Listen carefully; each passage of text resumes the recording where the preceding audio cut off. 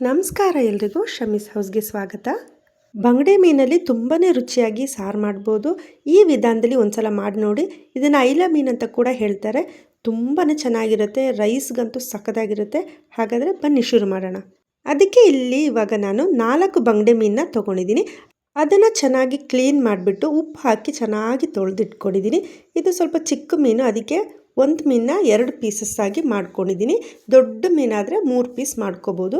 ಇದು ಚಿಕ್ಕದಾಗಿರೋದ್ರಿಂದ 2 ಪೀಸ್ ಮಾಡ್ಕೊಂಡಿದ್ದೀನಿ. ಈಗ ಇದಕ್ಕೆ ಮಸಾಲೆನ ರುಬ್ಕೊಳ್ಳೋಣ ಬನ್ನಿ. ಅದಕ್ಕೆ ಒಂದು ಮಿಕ್ಸಿ ಜಾರ್ ತೊಗೊಂಡು ನೋಡಿ, ಇಲ್ಲಿ ಅರ್ಧ ಹೋಳಷ್ಟು ತೆಂಗಿನಕಾಯಿನ ತುರಿದಿಟ್ಕೊಂಡಿದ್ದೀನಿ, ಅದನ್ನು ಹಾಕ್ತಾಯಿದ್ದೀನಿ. ಆಮೇಲೆ ಇವಾಗ ಇದಕ್ಕೆ ನಾನು 5 ಬ್ಯಾಡಗಿ ಮೆಣಸು ಹಾಕ್ಕೋತಾ ಇದ್ದೀನಿ. ಖಾರ ಇರೋ ಮೆಣಸಿನ್ಕಾಯಿ ಕೂಡ ನೀವು ಹಾಕ್ಕೋಬೋದು. ಖಾರ ಜಾಸ್ತಿ ಬೇಕು ಅಂದರೆ ಸ್ವಲ್ಪ ಜಾಸ್ತಿ ಹಾಕ್ಕೊಳ್ಳಿ. ಇವಾಗ ಇದಕ್ಕೆ ನಾನು 1 ಸ್ಪೂನಷ್ಟು ಧನಿಯಾ ಪುಡಿ ಹಾಕ್ಕೋತಾ ಇದ್ದೀನಿ. ನೀವು ಸಾಂಬಾರು ಹಾಗೆ ಇಡೀ ಬೇಕಿದ್ರೂ ಹಾಕ್ಕೋಬೋದು. ಒಂದು ಅರ್ಧ ಸ್ಪೂನ್ ಅರಿಶಿನ ಪುಡಿ, ಒಂದು 1/4 ಟೀ ಸ್ಪೂನ್ ದೊಡ್ಡ ಜೀರಿಗೆ ಮತ್ತು 1 ಈರುಳ್ಳಿ, ಇಷ್ಟನ್ನು ಹಾಕ್ಬಿಟ್ಟು ಚೆನ್ನಾಗಿ ನೈಸಾಗಿ ಇದನ್ನ ರುಬ್ಕೋಬೇಕು. ಇವಾಗ ರುಬ್ಕೊಳ್ಳೋಣ. ನೋಡಿ, ಇವಾಗ ನಾನು ರುಬ್ಕೊಂಡಿದ್ದೀನಿ. ನೈಸಾಗಿ ಆಗಬೇಕು ನೋಡಿ. ಈ ಥರ ನೈಸಾಗಿ ರುಬ್ಬೋದ್ರಿಂದ ಸಾರು ಚೆನ್ನಾಗಾಗುತ್ತೆ. ಇವಾಗ ಸ್ಟವ್ ಮೇಲೆ ಒಂದು ಪಾತ್ರೆ ಇಟ್ಕೊಳ್ಳೋಣ.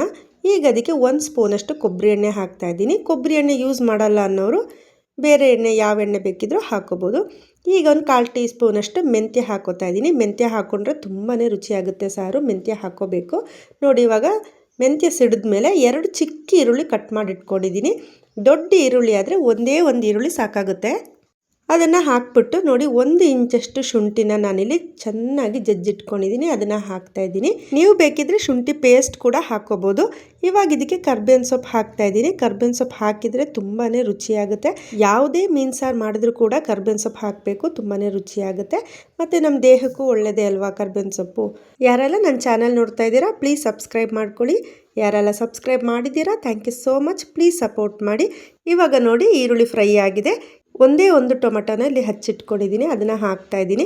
ಇವಾಗ ಇದಕ್ಕೆ ಹುಣಸೆ ಹುಳಿ ಹಾಕೋದಿದೆ, ಅದಕ್ಕೋಸ್ಕರ ಜಾಸ್ತಿ ಟೊಮೆಟೊ ಬೇಕಾಗಿಲ್ಲ. ಟೊಮೆಟೊ ಬೇಯೋಷ್ಟೊಳಗೆ ನಿಂಬೆಹಣ್ಣು ಗಾತ್ರದಷ್ಟಿರೋ ಹುಣಸೆ ಹುಳಿನ ತೊಗೊಂಡಿದ್ದೀನಿ, ಇದನ್ನು ಕಿವುಚ್ಕೋತಾ ಇದ್ದೀನಿ. ಇವಾಗ ನೋಡಿ, ಟೊಮೆಟೊ ಸ್ವಲ್ಪ ಬೆಂದಿದೆ. ಇವಾಗ ಇದಕ್ಕೊಂದು 1/4 ಟೀ ಸ್ಪೂನ್ ಅರಿಶಿನ ಪುಡಿ ಹಾಕ್ತಾಯಿದ್ದೀನಿ. ನಾವು ತೆಂಗಿನಕಾಯಿ ರುಬ್ಕೊಳ್ಳುವಾಗಲೂ ಹಾಕಿದ್ವಿ, ಅದಕ್ಕೆ ಒಂದು ಚೂರು ಹಾಕಿದರೆ ಸಾಕು. ಇವಾಗ ಹುಣಸೆ ಹುಳಿನ ನಾನಿವಾಗ ಕಿವುಚ್ಕೊಂಡಿದ್ದೀನಿ, ಅದನ್ನು ಹಾಕ್ತಾಯಿದ್ದೀನಿ. ಅದನ್ನು ಹಾಕ್ಬಿಟ್ಟು ಇವಾಗ ನಾವು ರುಬ್ಕೊಂಡಿದ್ವಲ್ವ ತೆಂಗಿನಕಾಯಿ ಮಸಾಲೆ, ಅದನ್ನು ಕೂಡ ಹಾಕ್ಬಿಡೋಣ. ಇದಕ್ಕೆ ನಮಗೆ ಸಾರು ಯಾವ ಹದಕ್ಕೆ ಬೇಕು ಆ ಹದ ನೋಡಿಕೊಂಡು ನೀರು ಹಾಕ್ಕೋಬೇಕು. ನೋಡಿ, ಇವಾಗ ನಾನು ನೀರು ಹಾಕ್ಕೋತಾ ಇದ್ದೀನಿ. ನಮ್ಮ ಮನೇಲಿ ಒಂದು ಸ್ವಲ್ಪ ಗಟ್ಟಿನೇ ಇರಬೇಕು ಸಾರು, ತೆಳು ಆಗಬಾರ್ದು, ತುಂಬಾ ತೆಳುನೂ ಆಗಬಾರ್ದು, ತುಂಬಾ ಗಟ್ಟಿ ಆಗಬಾರ್ದು, ಆ ಥರ ಇರಬೇಕು. ಇವಾಗ ನೋಡಿ, ಇನ್ನೊಂದು ಸ್ವಲ್ಪ ನೀರು ಹಾಕ್ಕೋತೀನಿ, ಗಟ್ಟಿಯಾಗಿದೆ ಅದು, ಅದಕ್ಕೋಸ್ಕರ. ನೋಡಿ, ಇವಾಗ ನೋಡಿಕೊಂಡು ನಾವಿದಕ್ಕೆ ಉಪ್ಪು ಹಾಕ್ಕೊಳ್ಳೋಣ. ಸಾರಿಗೆ ಎಷ್ಟು ಬೇಕು ಅಂತ ನೋಡಿಕೊಂಡು ಉಪ್ಪು ಹಾಕ್ಕೊಳ್ಳಿ ನೀವು ಸಹ. ಮತ್ತು ನೋಡಿ, ಇವಾಗ ಮಿಕ್ಸ್ ಮಾಡಿಬಿಟ್ಟು ಇದನ್ನೊಂದು 5 ನಿಮಿಷ ಕುದಿಯೋಕ್ಕೆ ಬಿಟ್ಬಿಡೋಣ.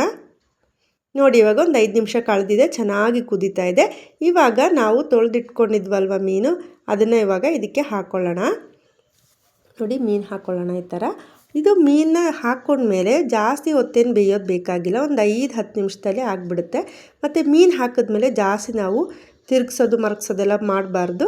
ಮೀನು ತುಂಬ ಸಾಫ್ಟಾಗಿರುತ್ತೆ, ಅದು ಪೀಸ್ ಆಗಿಬಿಡುತ್ತೆ. ಈಗ ಒಂದು 5 ನಿಮಿಷ ಮುಚ್ಚಿಟ್ಬಿಡೋಣ. ನೋಡಿ, ಈಗ ಒಂದು 5 ನಿಮಿಷ ಕಳೆದಿದೆ. ನೋಡಿ, ಚೆನ್ನಾಗಿ ಕುದೀತಾ ಇದೆ, ಕರೆಕ್ಟಾಗಿ ಬೆಂದಿದೆ. ನೋಡಿ, ಮೀನೆಲ್ಲ ಸರಿಯಾಗಿ ಬೆಂದಿದೆ, ತುಂಬಾ ರುಚಿಯಾಗಿರುತ್ತೆ. ಇವಾಗ ಲಾಸ್ಟಿಗೆ ನೋಡಿ, 1 ಹಸಿಮೆಣಸಿನ್ಕಾಯಿ, ಸ್ವಲ್ಪ ಕೊತ್ತಂಬರಿ ಸೊಪ್ಪು, ಸ್ವಲ್ಪ ಕರ್ಬೇವಿನ ಸೊಪ್ಪು, ಇಷ್ಟನ್ನು ಚಿಕ್ಕದಾಗಿ ಕಟ್ ಮಾಡಿ ಇಟ್ಕೊಂಡಿದ್ದೀನಿ. ಅದನ್ನು ಲಾಸ್ಟಿಗೆ ಹಾಕಬೇಕು ಈ ಥರ. ಅದನ್ನು ಹಾಕ್ಬಿಟ್ಟು 1 ಸ್ಪೂನಷ್ಟು ಕೊಬ್ಬರಿ ಎಣ್ಣೆ, ಇಷ್ಟನ್ನು ಈ ಥರ ಹಾಕ್ಬಿಟ್ಟು ಜಸ್ಟ್ ಹಾಗೆ ಮೆಲ್ಲೆ ಮಿಕ್ಸ್ ಮಾಡಿದ್ರೆ ಸಾಕು. ಈ ಥರ ಮಾಡೋದ್ರಿಂದ ಸಾರು ತುಂಬಾ ರುಚಿಯಾಗುತ್ತೆ ಮತ್ತು ಒಳ್ಳೆ ಸ್ಮೆಲ್ ಇರುತ್ತೆ, ಘಮ ಘಮ ಅಂತಿರುತ್ತೆ. ನೋಡಿ, ಇವಾಗ ಆಯಿತು, ಇಷ್ಟೇ ರೆಡಿಯಾಗಿದೆ ಸಾರು. ತುಂಬಾ ಸುಲಭವಾಗಿ ಮಾಡ್ಕೋಬೋದು. ಮುದ್ದೆಗೆ, ಅನ್ನಕ್ಕೆ, ಎಲ್ಲದಕ್ಕೂ, ಚಪಾತಿಗೆ ಎಲ್ಲ ತುಂಬಾ ರುಚಿಯಾಗಿರುತ್ತೆ ಈ ಮೀನು ಸಾರು. ನಾನು ಬೇರೆ ಮೀನು ಸಾರು ಕೂಡ ನಾನು ವಿಡಿಯೋ ಮಾಡಿ ಹಾಕಿದ್ದೀನಿ, ಅದು ನಾನು ಲಿಂಕ್ನ ಡಿಸ್ಕ್ರಿಪ್ಷನಲ್ಲಿ ಹಾಕಿರ್ತೀನಿ, ಎಲ್ಲರೂ ನೋಡ್ಕೊಳ್ಳಿ. ನೋಡಿ, ಎಷ್ಟು ಚೆನ್ನಾಗಿ ಬಂದಿದೆ ಅಲ್ವಾ. ಖಂಡಿತವಾಗ್ಲೂ ಎಲ್ಲರೂ ಒಂದು ಸಲನಾದರೂ ಮನೇಲಿ ಮಾಡಿ ನೋಡಿ. ಹೇಗೆ ಬಂತು ಅಂತ ಕಮೆಂಟಲ್ಲಿ ಹೇಳಿ. ಸಬ್ಸ್ಕ್ರೈಬ್ ಮಾಡೋದು ಮರಿಬೇಡಿ. Thank you.